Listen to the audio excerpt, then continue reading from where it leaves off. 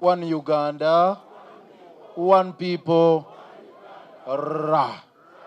That is the Uganda we want.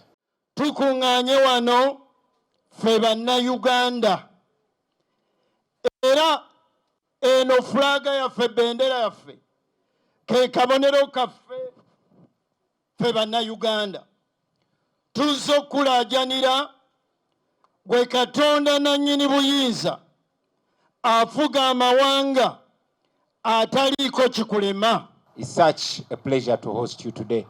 We are privileged and we hope this is just the beginning of this noble collaboration for the sake of the people of Uganda. Twaze kwebaza Katonda n'okumusaba. Twaze kola ki? Kwebaza Katonda n'okumusaba.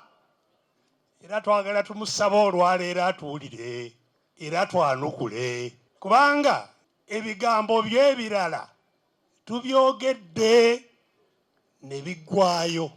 Thank you, the leaders of NUP, for creating this opportunity. We'll all play our roles in whatever way and in whatever manner God guides us to do them. Download the app on App Store or Google Play Store now.